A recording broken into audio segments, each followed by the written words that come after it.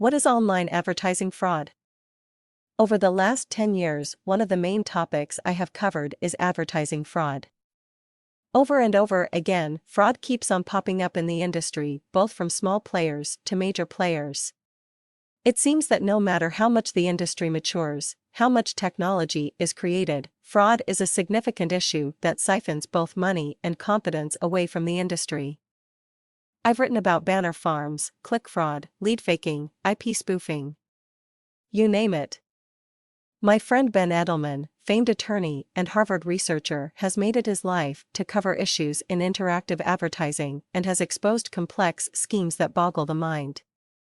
Advertising fraud seems to be everywhere in all forms and needs to be exposed, talked about, and changed.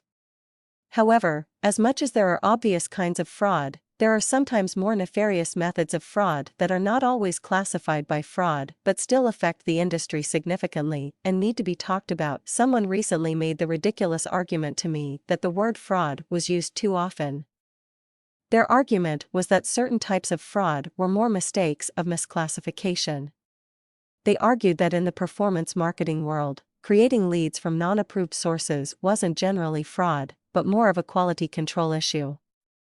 If an advertiser was looking for quality leads, and had specified that incentivization of those leads, such as providing money, point or a prize, was not allowed, that if this request wasn't followed, there wasn't fraud per se.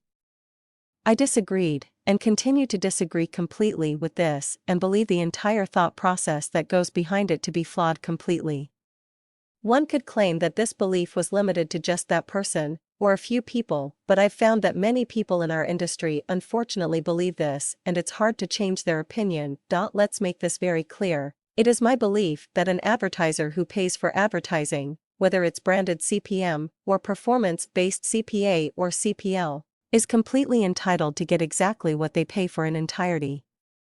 Any argument that one is allowed to provide an advertiser a service other than what they specifically paid for and agreed on is fundamentally flawed. I've unfortunately heard the argument many times from people within the industry, especially on the performance advertising side. If the advertiser doesn't complain, what harm is it? They are getting results, and we are producing results. I believe those that argue that don't actually believe this, but instead provide this as an excuse to themselves or their employees that there is something legit about what is going on. According to Wikipedia, fraud is an intentional deception made for personal gain. In interactive advertising, I believe that this definition is extremely important and should be taken seriously in how the industry deals with fraud. While there will be honest mistakes where clear directions and restrictions are not always communicated by advertisers, as we mature as an industry, this is less and less likely. Most of the mistakes that occur in the industry are fictitious in my opinion, but instead purposeful fraud by some party. We do have to be careful, however, who to blame. A specific network or company may not be the culprit but instead may just have a horrible quality and compliance team.